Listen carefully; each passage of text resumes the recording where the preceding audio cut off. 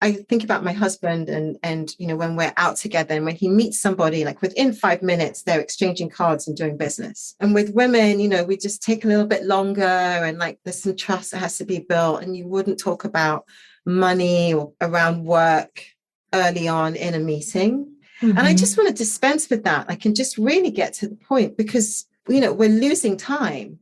Yes. When you look at the stats around women in positions of power, like we are currently, I think, 8% of Fortune 500 sort of CEOs. And it hovers, somewhere between like 4 and 8, depending on when you ask the question. And, and it's ridiculous. And it cuts across other areas of like politics, society, culture.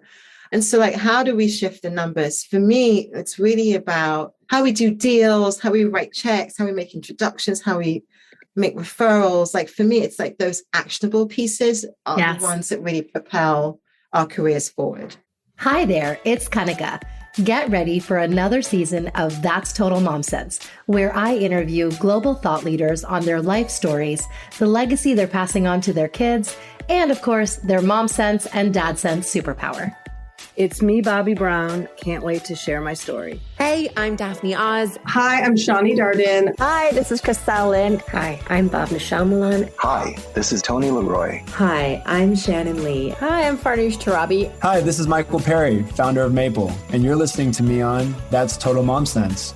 It's our mission to be inclusive, so we're having dads pull up a seat at the table. Tune in to my new monthly segment, What Matters Most with Maple, featuring my co-host, Michael Perry, tech founder and devoted father of 2. Thank you to my brand partners, community, and you, yes, you, for making this podcast possible. Episodes release every Thursday. Join my tribe by logging on to thatstotalmomsense.com and subscribe wherever you listen so you never miss an episode. Dee Poku-Spalding is an entrepreneur and women's advocate born in the UK and raised between London and Accra. She is the founder and CEO of the WIE Suite, a private membership community and peer learning platform for women in leadership. Its mission is to redefine the way women leaders achieve success for themselves and for their companies by providing the community and tools for them to succeed at the highest levels. The WIE Suite also helps companies accelerate growth by helping them attract, retain, and grow talent. Back in 2010, Dee also co-founded the WIE Network, pioneering one of the early modern women's conferences in response to the lack of diversity at traditional business forums. The initiative Black Women Raise works to accelerate the ability of leading Black female founders to raise growth capital, scale up, and create pathways for the women behind them. An innate community leader, Dee has attracted numerous business and cultural leaders to her platform over the years, from Queen Rania and Nancy Pelosi to Katia Beauchamp of Birchbox and Julie Wainwright of The Real Real. Dee serves on the board of directors of the British Academy of Film and Television, BAFTA, and the Brooklyn Bridge Conservancy, and was previously on the Credit Suisse New Markets Women's Advisory Board. She is also an advisor to Girl Gaze, Paintbox, the Female Founders Collective, and The Wonder, and serves as a contributor to Forbes. Dee holds a Bachelor of Science degree in math. She currently lives in Brooklyn with her husband and dear son. Dee, welcome to the show. Thank you so much for having me. Absolutely. I've been following you on your journey, and I applaud you on making such an impact on our world and making a difference in so many lives, especially for Black women and women of color. And I'm so excited to dive into this interview. I'm really looking forward to this. I love the themes of your podcast. Thank you. Thank you. So let's start from the beginning. I feel like we don't know where we're going until we take a look at where we've been. Tell us a little bit about your childhood in Ghana, in London, and the lessons that have shaped you to become who you are today. Indeed. So I was born in the UK. My parents are from Ghana. And so at the age of 6, 7-ish, we moved back to Ghana. It was a bit of a shock to the system, actually, because I was kind of used to a certain paradigm and landscape, and I went to a completely different one. And it definitely took some getting used to at first. And, and I missed the things that that had formed part of my daily life. But living in Ghana was a carefree time in many ways, in that, you could really sort of be outside, it was quite safe, see like sun, the weather. So there were elements of it that were really sort of conducive to having a free and sort of open childhood. There were other elements that were sort of quite rigid. My parents are, incredibly strict, and the schools I went to were also very that way. So, and there was a sort of rigidity in thought and sort of teaching. So there wasn't that same ability to question things in the way that people do in the West. Like I wouldn't dare even now. Right. Yeah. There's no challenging your elders. There is no challenging your elders. There is a sort of deference and respect. And that I really appreciate, and that I definitely, I instilled that in my son. I think it's incredibly important. Really did shape me was just being able to grow up partly in an environment where everybody looked like me. And so it sort of takes away some of those sort of barriers to success and to sort of dreaming big, when you're living in a place where those in positions of power have the same sort of skin color. So there's no sort of sense that I can't be that because I don't see it, because I could see it. And so I think that definitely sort of very, very much informed the person I am today. But then conversely, I would say that the ability to take risks and to sort of dream outside the box was definitely something that I got from my time in the West. Oh, that's so great. You earned your bachelor's degree in math. It's a universal language, and there weren't enough women in such fields. And now, thanks to a shift, we have Reshma Sojani's brainchild, Girls Who Code. She's been on the show as well talking about it. But, we see more girls in STEM. You were one of the early ones. So were you the lone girl in that track? Our education system in the UK is quite different to America. Kids specialize very, very early. So before you really know like who you are, what you're interested in, you're like on a narrow track. And so for me, as a Black girl who was quite good at sciences and math, I just kind of got, sort of channeled in that direction before I really knew what was happening. And so, at the age of 16, you've already narrowed down your curriculum to like 3 or 4 subjects. And so that really sort of narrows your choices when you are applying for college. I was very much in that bucket. It's what my teachers wanted, it's what my parents wanted. And I didn't really know any better or maybe I just didn't dare argue. So I find myself, I got to college there to study electronic engineering. And I got there and I was like, I don't know, because suddenly this world was opened up to me. I had a very sort of closeted, very sort of strict upbringing. I wasn't allowed to do things that friends were allowed to do. And so college was a real revelation to me. And I saw that I could be creative. And so anyway, I went to my classes, looked around me, and just saw that nobody looked like me. And it wasn't the most welcoming environment. It was just a bunch of dudes and who had just different interests and different modes of being. And I just didn't feel like that was where I wanted to be for 3 or 4 years. I started to look around for something different, but it was very hard. I couldn't go off and study English Lit because I'd sort of specialized as everyone had. And so the closest I could get to it was math. So that was like as creative as I was allowed to be.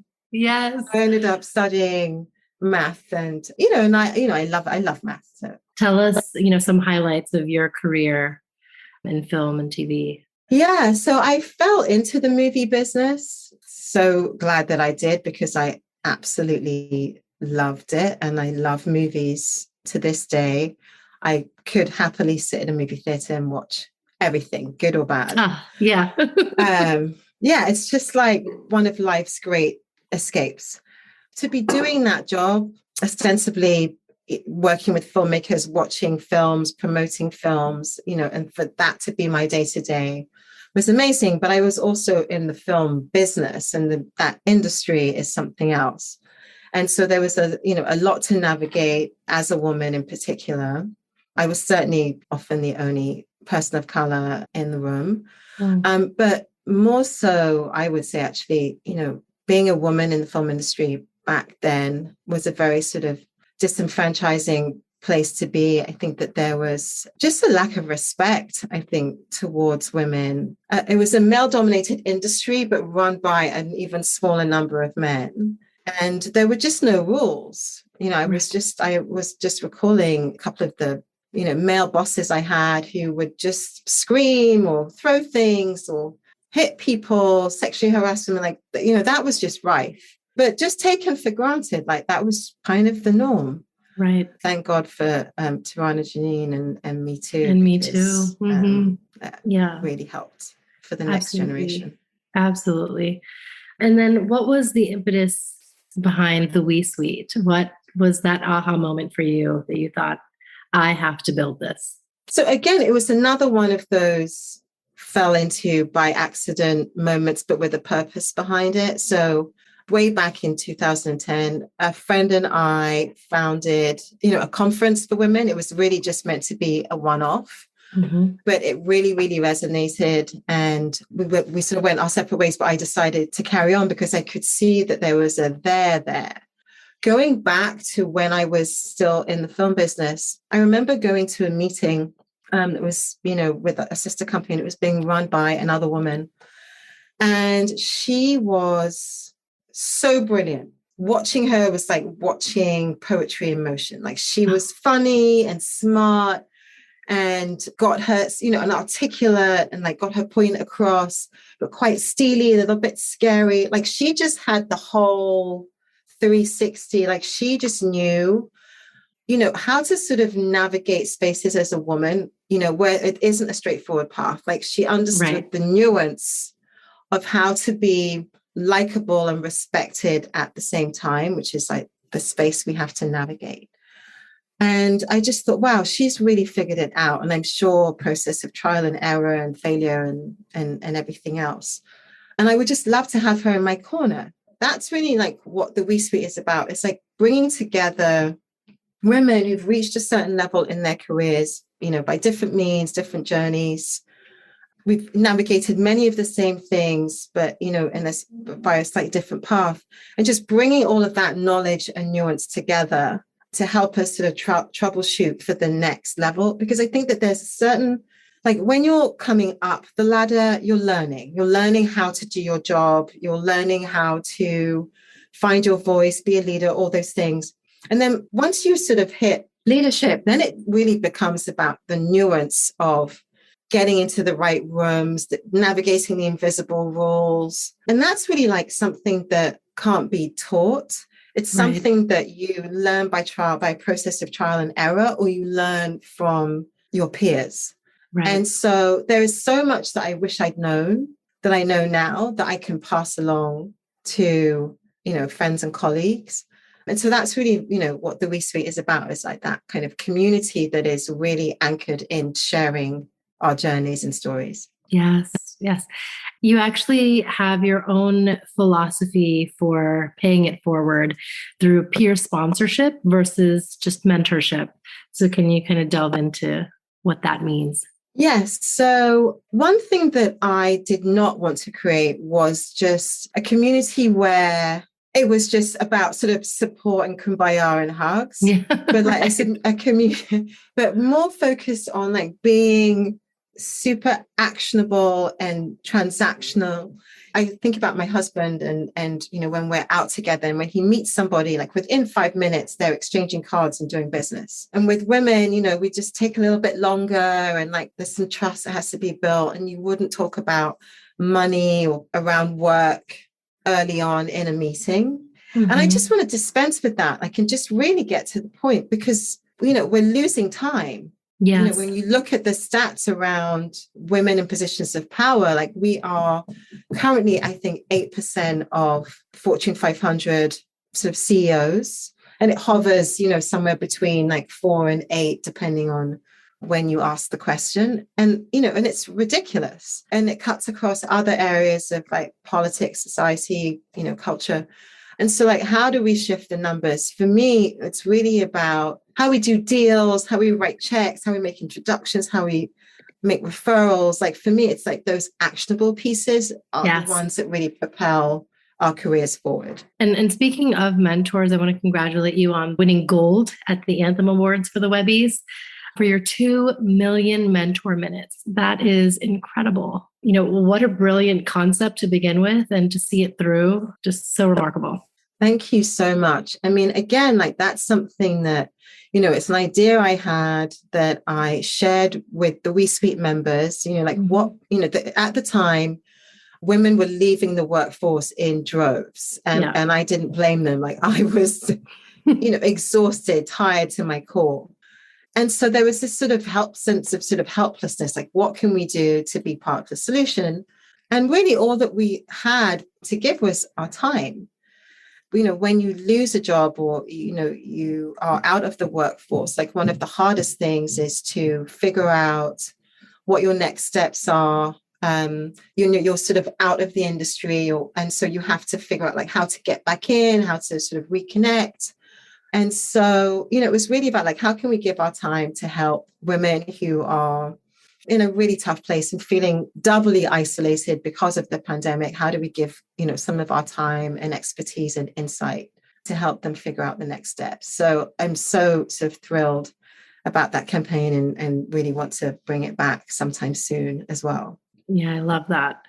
Tell us about Black Women Raise, and, you know, how you're helping these women, you know, raise capital, which, you know, you're literally going against the odds. Like Black women start businesses at a higher rate than any other demographic. Wow. And yet we receive, the number's gone up now, actually. So I think it's now 0.06 or 0.6, can't remember which it is, percent of available investment capital, which is still a ridiculously minuscule amount. Yes. And so again, it's like, how do you compete on an equal playing field, you know, in trying to build a business when you don't have capital? You're trying to build something, that's high scale and can compete in this sort of tech environment. You need funding to build the infrastructure and to build the team to really grow. And something like 61% of Black-owned businesses are self-funded. How do you scale yourself? Mm-hmm. You know, when you don't have the support and the means to be able to do so. So everything comes down to community and connections and access. Mm. And so when you're raising funding, it's all about introductions. So how do you get a warm intro to a VC, to a funder?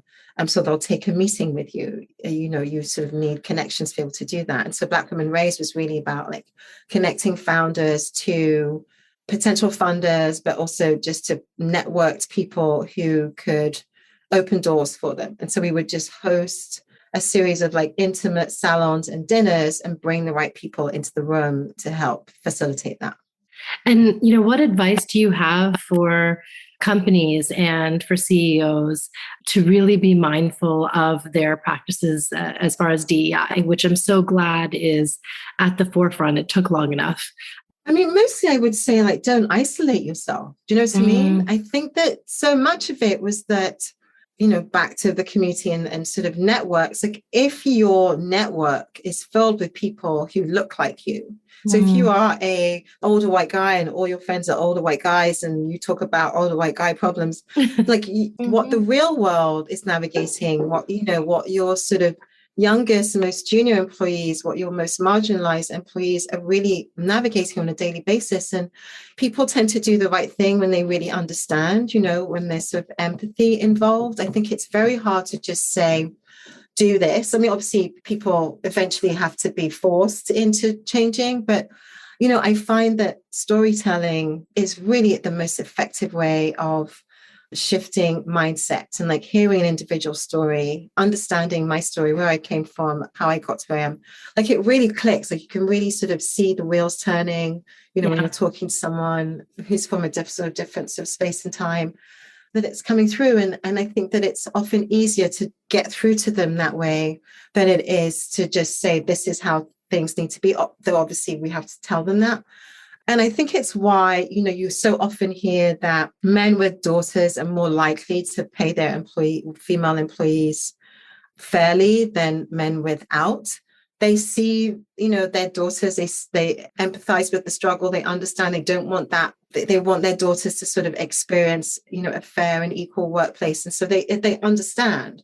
Yes. And so it's the same thing. So I would just say, like, don't isolate yourself, like be amongst your teams, be really focused, especially if you are a company that is not diverse and does not have a strong work culture, like set targets and stick to them, like, and I've seen a lot of companies are now putting those targets against sort of company, employee bonuses. So like, you have to sort of meet those targets in order to get a pay raise or, get your sort of end of year bonus or however that's structured.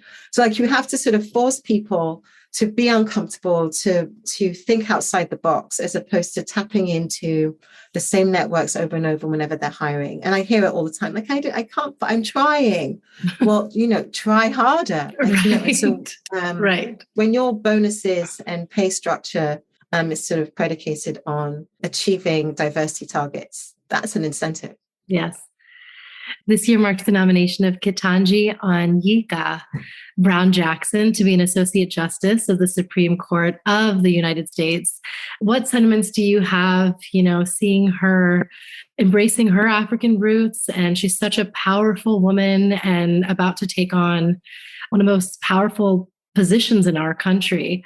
What sentiments are kind of stirring in your head about it? Why did it take so long? I know. Do you know what I mean? Like, true. Every time I hear a first or an only, I'm like, It's 2022. Yeah. She's the first. She's the only in this age. So that's always the first. And then I'm, obviously I'm sort of jubilant and so excited for her and for what it will mean for me, for young women, for young Black girls, to see her sort of ascend to a position of power in such a way.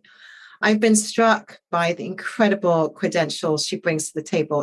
As usual, she is wildly overqualified for the job. Right. Yeah. The level of pedigree is unmatched. My goodness. Unmatched, as we have to be. Yes. We don't get to fail upwards at all. So very aware and so very conscious of that. Have been, watching her go through the hearings and obviously comport herself with such sort of dignity and poise and, just such sort of intelligence and, and she's being asked some ridiculously silly questions at times and she's probably used to it. We've all been there. We're all sort of empathizing, with her position right now and just excited for the nomination to be confirmed and to celebrate. How has motherhood changed you? I got sort of deeper in touch with my innermost feelings. Like, when I hear stories about mothers or children in distress, prior to having a child, I would react with horror or distress or, sympathy or whatever.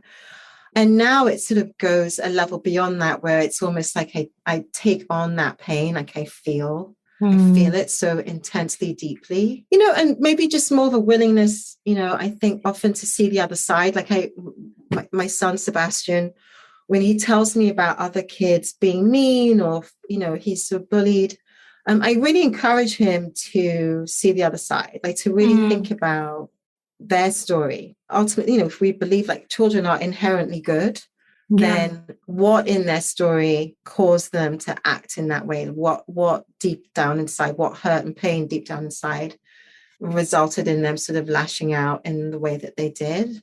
Right. And I think it's helpful for him in not internalizing anything that's sort of said or done to him. Like he's like, oh, well, they're unhappy. That's just their unhappiness manifesting. It's not me. Like I'm not the bad person, because I think that, sometimes he would just come home feeling like bad about himself. I'm like, no, it's them. It's not you.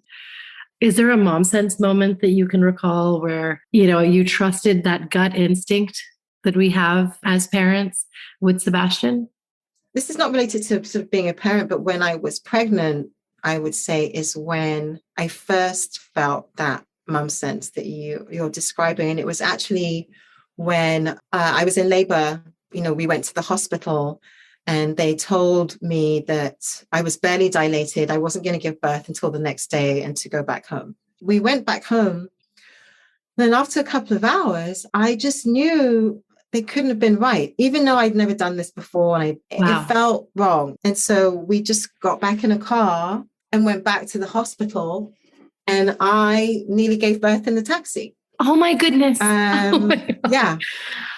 Wow. I'm so glad you trusted your gut with that. Wow. Let's not forget our quote of the day.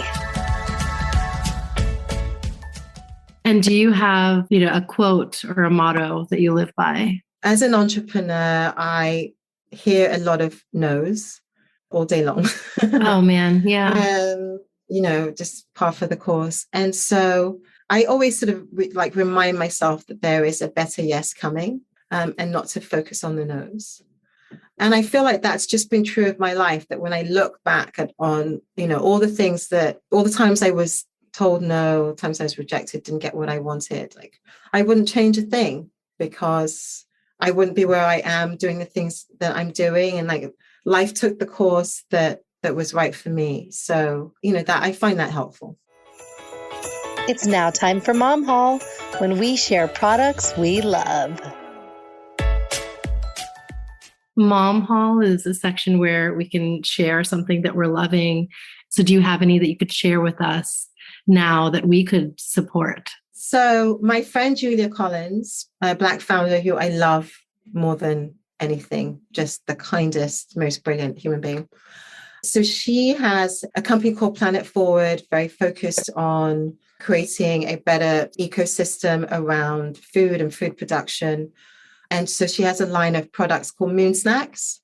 That cool. Are Moon Snacks, yes. And you can find them in your local health food store, and I believe in Whole Foods, and they are sort of yummy and also like produced in a way that sort of does not tax the environment. So it's like a double yes. So awesome.